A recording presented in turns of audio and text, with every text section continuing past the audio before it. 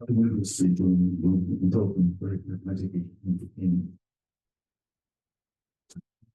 it often involves the problem of so we've seen a number of perspectives. What is carbon dioxide?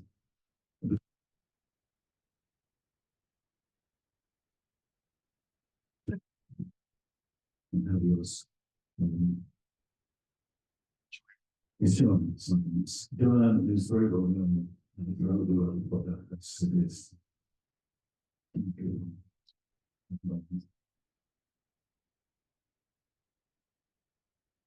So Joanne. It's all mine. Do I need a mic or anything? I probably have too much hair, right? I was worried about the people over there putting these on. It's like, how does this work? Just over your head? Like, Yeah, like that, exactly. And the hooks go over your ears. let's go over your ears. It's not right like this, right? No, it'd be You're gonna have to do it for me. kind of like a headband, like those. Like a headband. You like this. Like, Then just like that. Yeah. perfect. And then just like. Perfect.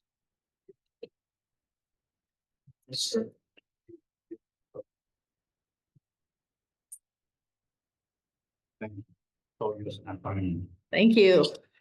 It's wonderful to be here with a group of people that aren't all dietitians. I am dietitian and I love them, and I'm missing the nutrition meeting to be here just because it's so nice to have people that are committed to diabetes and just a small meeting like this. So I really appreciate, and I love having all the students. So those of you that are students here, to get into a meeting like this and have this kind of relationship, it doesn't happen very often. So it's a wonderful deal.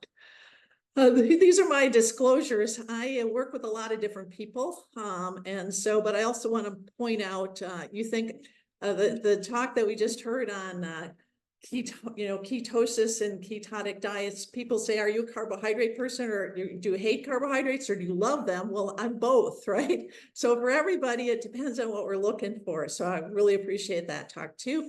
And I grew up on a farm in Wisconsin that I still own and manage that farm. So I have strong ties to agriculture. A little bit of background on me. I have been a dietitian for a really long time. I've been a professor at the University of Minnesota, and hopefully if you say fiber, my name should come up. I've spent my whole life promoting fiber, and meanwhile, fiber intakes have not gone up. So if you want to be feel like you're failing, that's what happens. But also, I think being on the dietary guidelines in 2010, I understand policy is so important, labeling is important, and communicating with consumers, very important too. So here's the outline. We're going to go through the role of carbohydrates in health, and then we're going to talk about some of the definitions going from chemical to physiological. And this group understands that we have to look at chemistry for is it fiber, is it sugar, is it a resistant starch, but what happens in the body, really important. And then just coming up with some of the new carbohydrate, translating it into new ways of looking at carbohydrates and carbohydrate quality. All right, I always like to start with I teach advanced human nutrition. So I want people to understand, how do we get with, we have to come up with standards. So on the left there is the dietary reference intakes, which are for nutrients for Canada and the US. And we have to define nutrients. We're nutritionists. So nutrients, they haven't gone away. People are like, who cares about nutrients? No, first of all, we need to get nutrients. In the middle there, you have dietary guidelines. And in the US, every 5 years this happens. And people say, hey, who cares? It doesn't matter. It really does matter because it affects policy. And eventually then we have the plate, which drives policy. So people think, when you're teaching science, I love biochemistry a lot more than the plate. I used to think it was really stupid too, but that's how we translate how many servings, what kind of policy do we have?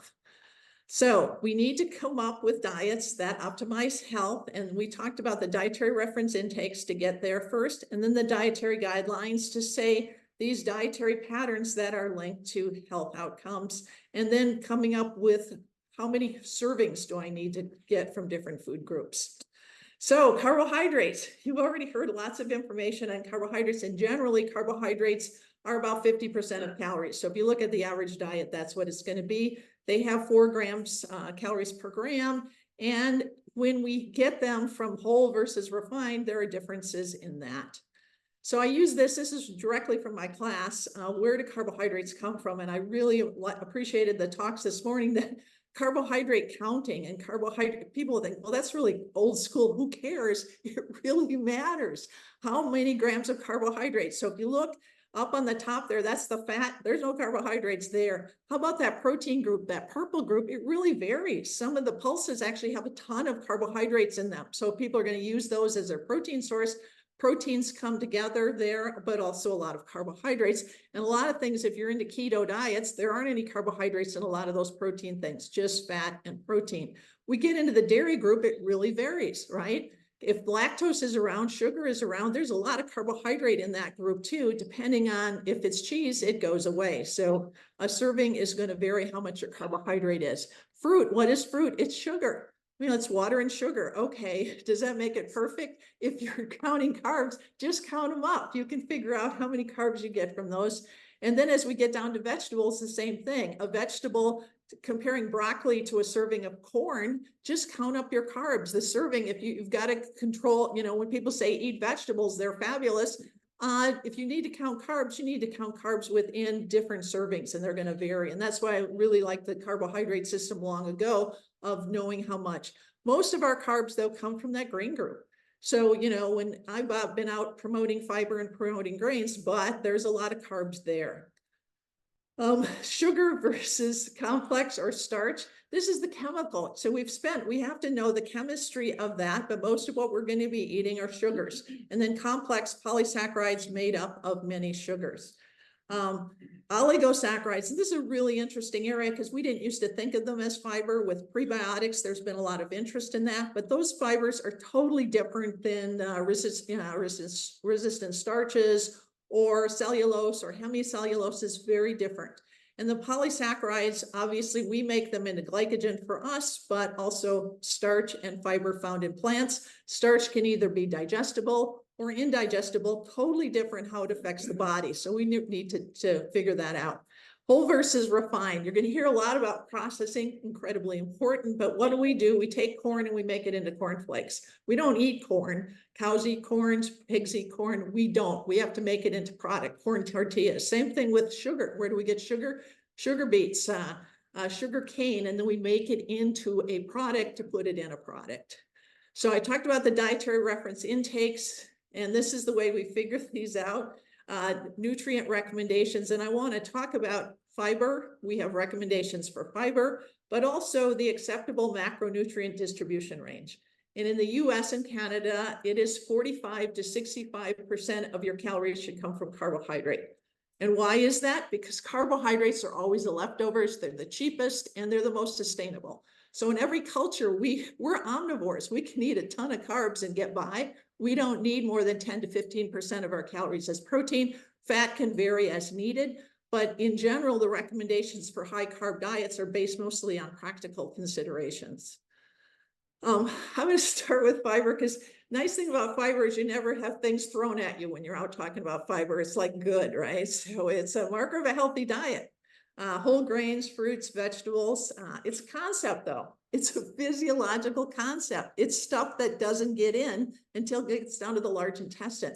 Makes it really hard to come up with recommendations and think about. It's like, what? What do you mean? It's what's going on in the large intestine that we care about. I put it in a nutrient. You can argue that all day, one way or another. In the US, it's on the nutrition facts panel, 28 grams per day. Usual intake about 15. So there's a lot of need to get more fiber in the diet, a lot of interest in that.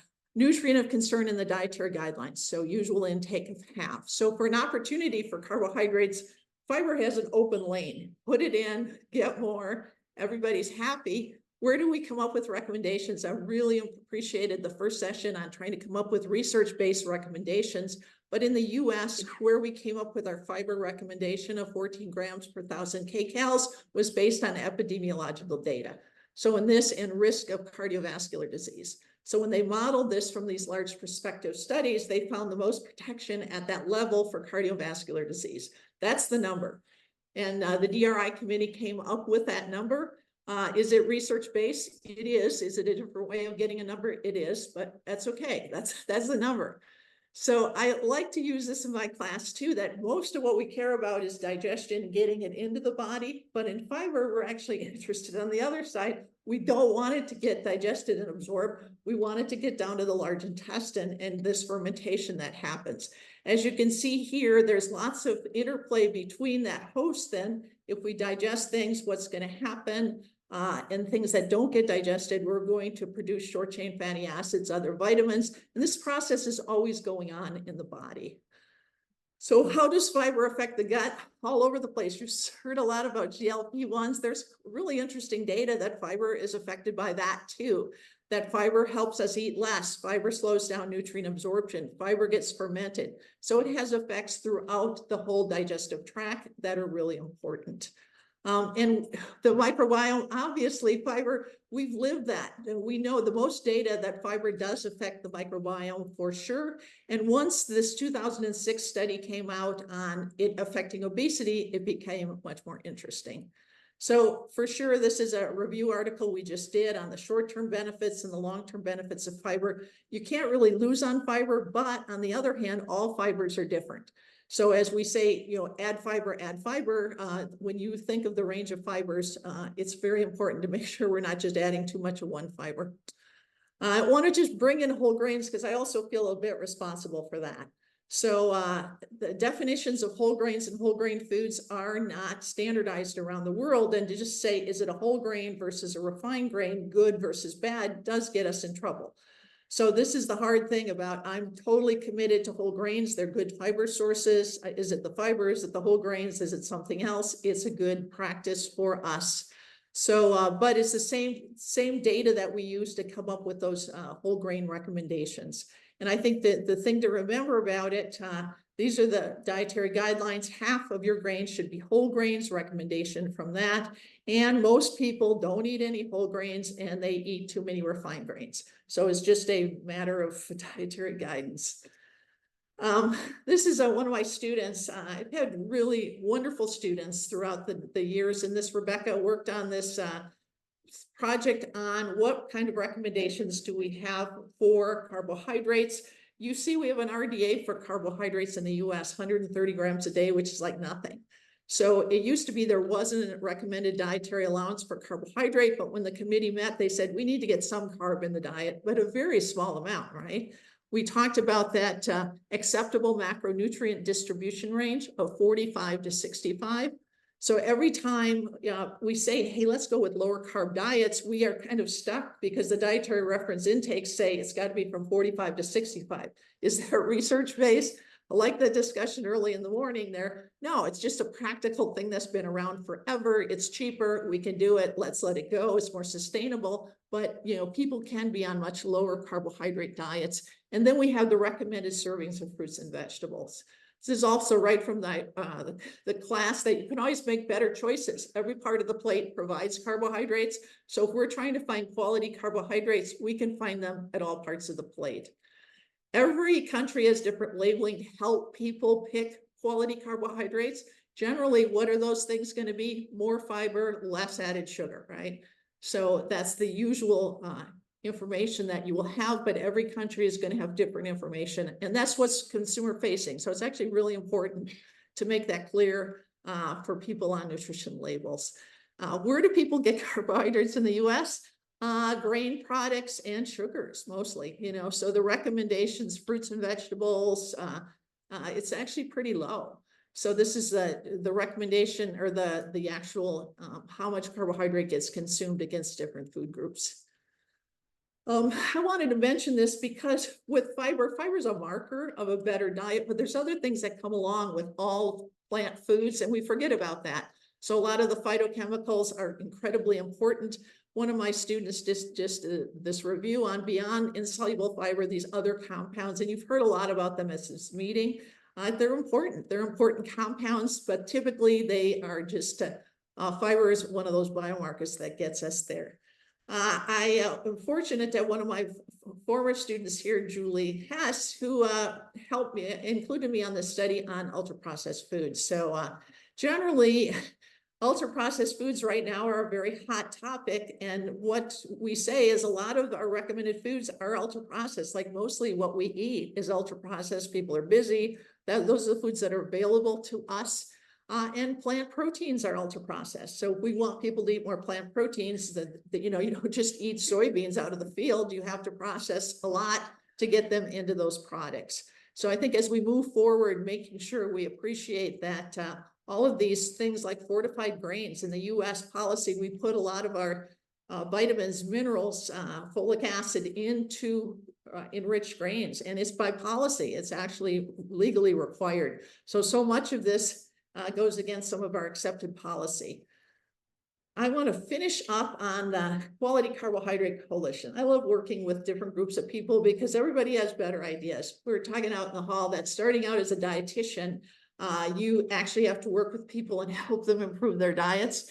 And you learn a lot. And people that are physicians, when you work in a hospital, you know, one of the problems getting the food to the person has nothing to do with the food that you provide. Somebody has to go off for another procedure, so they miss that. So it's really nice to come up with ways of looking at quality carbohydrates behind, you know, besides just sugar and fiber and whole grains. Can we move forward on that? So this was a group of different people that got together to bring in different ideas of, can we come up with better ways of, you know, what's a quality carbohydrate metric that we can use?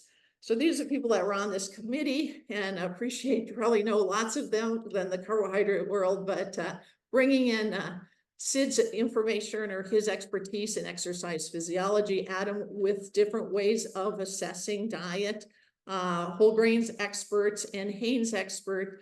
Dr. Rodriguez does a lot on multicultural and making sure that we don't disrespect people's regular eating habits. So when we say never eat potatoes, never eat pasta, never eat rice, it's not useful. That is not useful information when we go after certain carbohydrate staples based on some metric. So this is taking the metrics that were out there. We agree on the metrics where you would get points. It's like grading an exam, right? How do I get points? How do I lose points?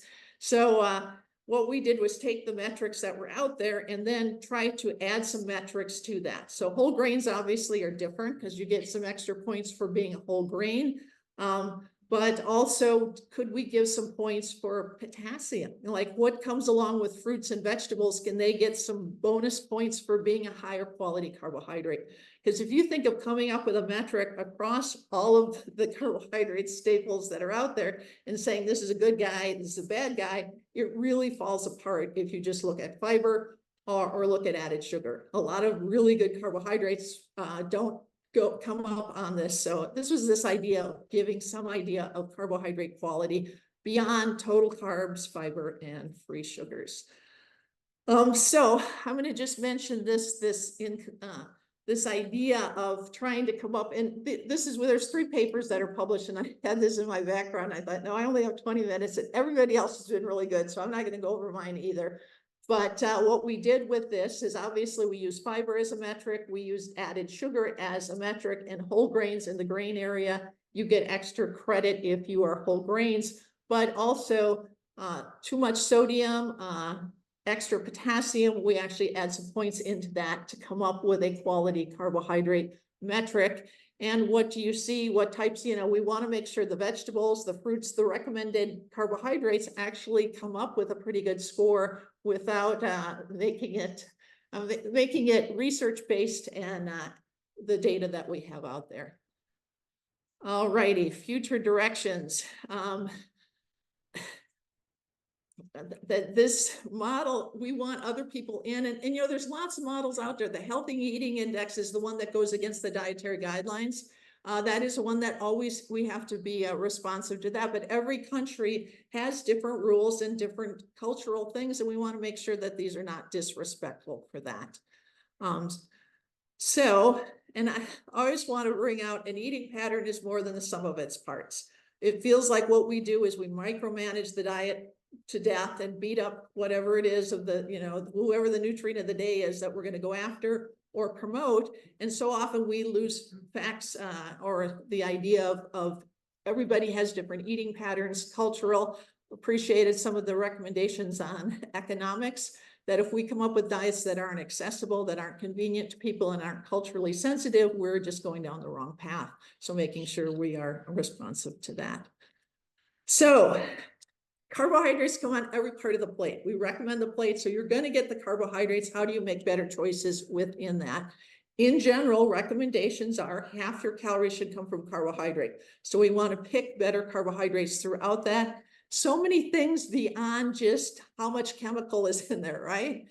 This idea of the physiology, how does it affect? And you saw that with all of the glucose monitoring, that different people have different effects. We have to absolutely be sensitive to that. And overall, a holistic, non-reductionist approach for defining carbohydrate quality using a standardized research-based method consistent with global dietary guidance could improve public health outcomes. Thank you so much.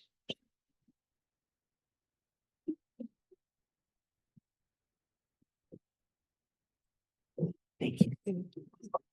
Very much. You made this?